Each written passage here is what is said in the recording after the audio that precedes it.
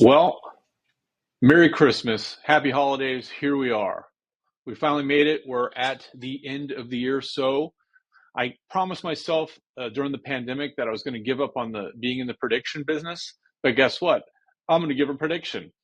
So here it goes. If you look on the screen right here, I have two graphs, two infographics, actually three. One is for Collier County that highlights some sales activity for single family homes and for condos and townhouses. And on the right hand side, I've got Lee County single family homes, condos and townhouses with all the same metrics. And what we're seeing is that, it doesn't take a rocket scientist to take a look at these numbers and to discern sort of what's happening. But here's the other one. But this is the big. This is my predict. This is the part where I predict. And this right here is a graph of the months, the supply of inventory, the months of supply of inventory, and the median time to contract. It's like, how long did it take to get a contract on a home? How long do you have to wait in order for someone to pull the trigger and to purchase your home? And this graph right down here is from 2017. So the thing to remember is that the last 3 to 4 years have been an anomaly by every metric in terms of days on markets. If you were around, you would put a home on the market and it would sell within a matter of multiple offers or days. And I always knew, I was like, well, this is an anomaly. This is not normal. And anybody that's been in the business for any length of time will tell you the same thing. And so now what we're getting into is we're seeing some numbers that I've seen before. And so what we're getting into, and here's some prediction, the new normal. So now price matters. You have to price your home it has to represent a value within the neighborhood. Otherwise, guess what? You're either going to sit or you're going to lower your price. That's it. That's the period, end of discussion. That's what's going on.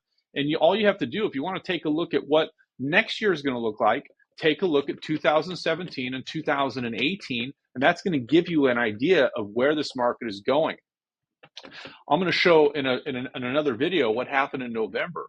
In November, we had the least numbers of sales in the past 10 years in several markets. And why is that? Well, if there's no sales in November, it's because nobody bought in September or October so they could close in November. What was going on? Well, unless you've been living in a cave, it's the election. This has been a very, very consequential time in American history.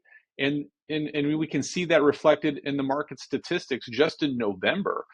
So now we're starting to see a little bit more positivity creep into the market. And I think that in the coming months, if we see some interest rates go down, this is a golden opportunity. So now's a great time. Reach out to your buyers and say, look, we have we've got some people that have been on the market, some sellers that they want to sell. And they're going to be very, very motivated. They've been on the market for a long time. They made it through the election. So this season, just be ready.